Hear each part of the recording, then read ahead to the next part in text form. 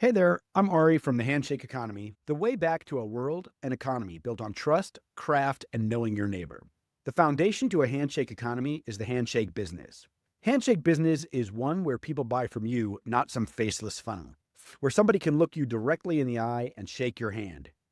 Today, I'd like to talk to you about increasing your profit at your pop up. Now, let's start with what a pop up is. A pop up business is a temporary retail or experiential space that only exists for a short period of time. This can range from a few days to a few months. If you sell at farmers markets, fairs, festivals, or pop up businesses in front of other businesses, you're a pop up. Here's what I've learned from making money at pop ups: you have three primary profit levers. That's it. Every tactic you've ever read is a version of these three things. Once you can see all three of these clearly, you can stop guessing and start making more money. So let's jump in. The first profit lever is widening your margin. Widening your margin is about increasing the amount of money that you take home in profit. So an interesting thing happens. If you think about what you sell at a market, the price could be variable. And here's why. You could sell something at a grocery store and at a farmer's market. Same exact product, vastly different prices. Here's what I mean.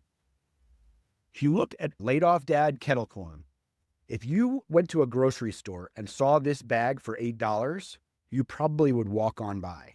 But at a farmer's market, people buy this for $8 all day long. Same thing happens at fairs, festivals, big events. If you've ever been to one of those events, you will have seen the $15 lemonade. How do they charge $15 lemonades? If you went to a restaurant, would you pay $15 for just a lemonade? Probably not. So increasing your margin is about first knowing that you can raise your prices depending on the location.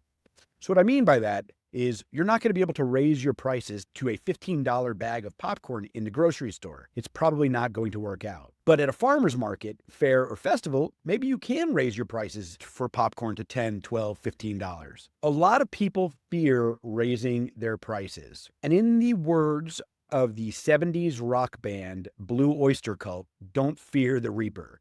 They see raising their prices as the Reaper, the thing that will kill their business.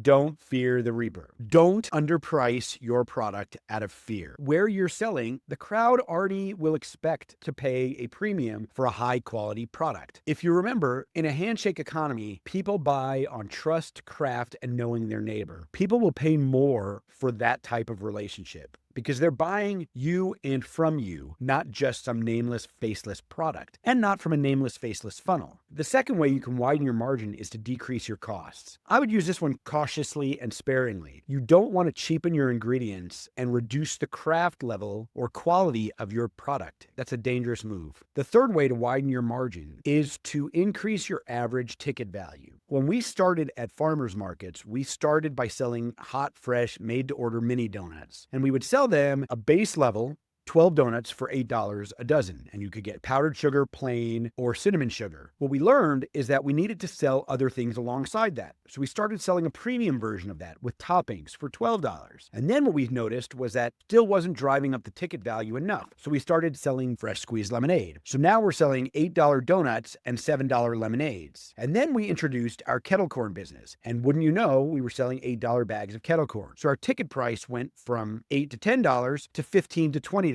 And when that happens, you make more money per each transaction. You can actually make more profit. It's a profit lever. The second lever you can pull is to increase your conversion rate. So I think about the number of people at the event. I think about the number of vendors at the event, the type of vendors at the event, the things that they sell. All of those considerations go into that. And then I'm thinking about ways to help convert more passersby to customers. One way that we do that is we give away free samples. So when we give away a free sample of a donut or popcorn, depending on the event, we see a conversion uptick between 25 and 75%. Meaning that if I give somebody a donut, there is a 25 to 75% chance that they're going to buy a bag of donuts. The same thing happens with popcorn. So we're able to increase the amount of conversions based upon an action that we're taking. The third thing is probably the most difficult of the three, but the one that people spend the most time on, and that's driving more traffic. Now, the reality is you control this one the least. We don't have control over how many people come by an event. We ask questions in the beginning and we seek to understand it, but we don't fully know, like, for example, at our farmers market, we could have 1,000 people this week,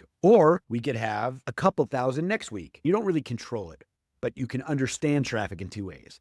You can either A, select events that are more busy. The challenge with that is a lot of times those events know they're busy and they charge you more to be there, which then goes back to lever one, which impacts your margin. The second is that you can build a ready-made audience through social media, signage, flyers, and get people to come to the event and visit you specifically. It's a longer game and it's a lot harder. That lever works, but it takes a lot of time. Everyone obsesses over lever three. More people, more people, more people. But traffic is the slowest, most expensive, least controllable lever that you've got. And most sellers chase it while leaving easy money in the first two levers. Look, you can make more money this week at the exact same events you already do, just by changing your price structure, charging a little bit more, adding additional items, and maybe converting a few more of the people already standing there. Squeeze the levers in your hands before chasing the one that isn't. And remember, work these levers in order: margin first,